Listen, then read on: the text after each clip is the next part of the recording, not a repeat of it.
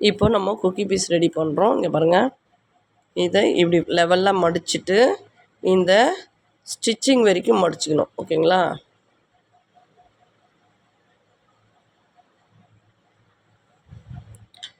ஓகேங்களா? இங்கே வந்து மடிச்சுட்டு இது ஃபுல்லாக உள்ளே போயிடணும். ஓகேங்களா? இங்கே பாருங்கள், இந்த தையல் இப்படி தெரியணும்.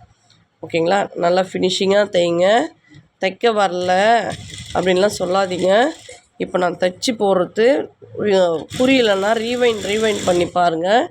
நீட்டாக அழகாக தைக்கலாங்க. ஓகேங்களா? இப்போ நம்ம குக்கி பீஸ் தைச்சிட்டோம். ஓகேங்களா? இப்போ ஐ பீஸ் தைக்கணும். ஐ பீஸ் தைக்கிறது வந்து பாருங்கள், கீழே வச்சு தைக்கணும். ஓகேங்களா? இங்கே பாருங்கள், அந்த குக்கி பீஸ் வந்து மேலே வச்சு தைச்சோம்.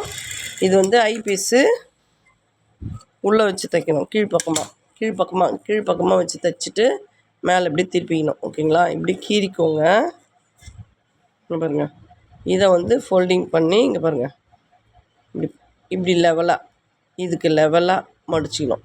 மடிச்சுக்கிட்டு இங்கே பாருங்கள், ஒரு 1/2 இன்ச் மடித்து இந்த தையல் வரைக்கும் மடிச்சுக்கணுங்க. இங்கே பாருங்கள், 1/2 இன்ச் மடித்து இந்த தையல் மேலேயே உட்கார வைக்கணும். ஓகேங்களா?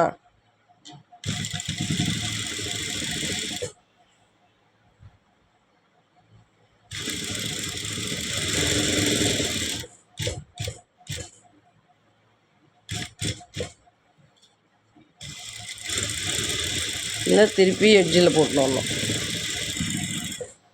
ஊசி உள்ளே இறக்கி இங்கே ரஃப் அடித்து இறக்கிடணும். எக்ஸஸ் கிளாத்தை கட் பண்ணிடணும்.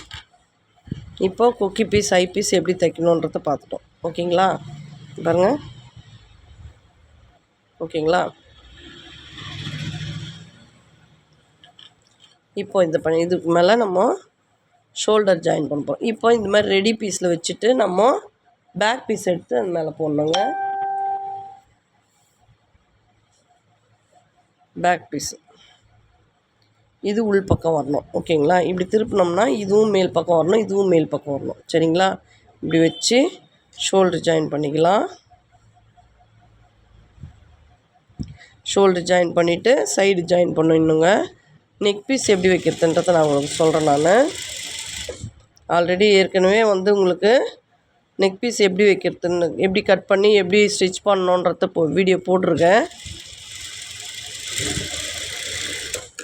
இப்படி ஷோல்டர் ஜாயின் பண்ணிட்டோம். இங்கே பாருங்கள், first rough, end rough, first rough, end rough. நம்ம ஷோல்டர் திருப்பும் போது ஓப்பன் ஆகாது. ஓகேங்களா? இப்போ பாருங்கள், சைடில் ஜாயின் பண்ணுறோம். இங்கே பாருங்கள், இது சைடில் 1 இன்ச்சில் ஜாயின் பண்ணுறோம். இங்கே கீழே லெவலாக வச்சுக்கோங்க. இந்த இடம் கீழே வந்து இங்கே பாருங்கள், சைடு ஜாயின் பண்ணுறோம். லெவலாக வச்சுக்கோங்க, அப் அண்ட் டவுன் இருக்கக்கூடாது.